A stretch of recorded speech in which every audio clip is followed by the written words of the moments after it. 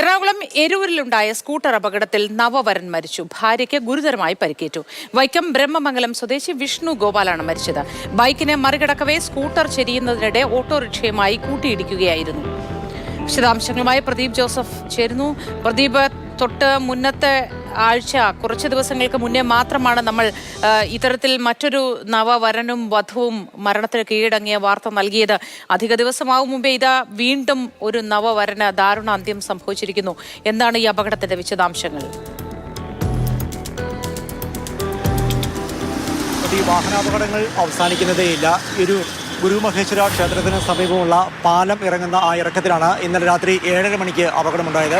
നവദമ്പതികൾ സഞ്ചരിച്ചിരുന്ന സ്കൂട്ടർ മറ്റൊരു ബൈക്കിനെ മറികടക്കുകയായിരുന്നു. ഇത്തരത്തിൽ മറികടക്കാൻ ശ്രമിക്കുമ്പോൾ എതിരെ നിന്ന് ഒരു ഓട്ടോറിക്ഷ വരുന്നു. ഈ ഓട്ടോറിക്ഷയിൽ ഇടിക്കാതിരിക്കാൻ വേണ്ടി പെട്ടെന്ന് ബ്രേക്ക് പിടിച്ചതാണ് എന്ന് കരുതുന്നു. ഈ സ്കൂട്ടർ മറിയാൻ വേണ്ടി ചെരിയുന്നത് നമുക്ക് കാണാം. പിന്നീട് ഇടിച്ചതിന് ശേഷമുള്ള ദൃശ്യമാണ് കാണുന്നത്. നേരിട്ട് ഓട്ടോറിക്ഷയിൽ ഇടിക്കുകയായിരുന്നില്ല. മറിയാൻ വേണ്ടി ചെരിയുമ്പോൾ ചെരിഞ്ഞു മറിഞ്ഞു എന്ന് തന്നെ പറയാം. പെട്ടെന്ന് ഓട്ടോറിക്ഷയിൽ ഇടിക്കുകയും ചെയ്തു. ഇത് രണ്ടും ഒരേ സമയത്താണ് നടന്നത്. ഗുരുതരമായി പരിക്കേറ്റ നവവരനെ ആശുപത്രിയിൽ എത്തിച്ചുവെങ്കിലും ജീവൻ രക്ഷിക്കാനായില്ല. ഭാര്യ പരിക്കേറ്റ് അതീവ ഗുരുതരാവസ്ഥയിൽ നഗരത്തിലെ സ്വകാര്യ ആശുപത്രിയിൽ ചികിത്സയിലാണ്. വൈക്കത്തിനടുത്ത് ബ്രഹ്മമംഗലം സ്വദേശിയാണ് മരിച്ച വിഷ്ണു. ഈ മാസം 1-ാം തീയതിയായിരുന്നു ഇവരുടെ വിവാഹം. ഇരുവരും എറണാകുളം നഗരത്തിൽ സ്വകാര്യ സ്ഥാപനങ്ങളിൽ ജോലി ചെയ്യുന്നവരാണ്. ജോലി കഴിഞ്ഞ് ഒരുമിച്ച് സ്കൂട്ടറിൽ മടങ്ങവെയാണ് നവദമ്പതികൾ അപകടത്തിൽപ്പെട്ടതും അതിൽ ഭർത്താവ് മരിച്ചതുമായ ഈ അപകടമുണ്ടായത്.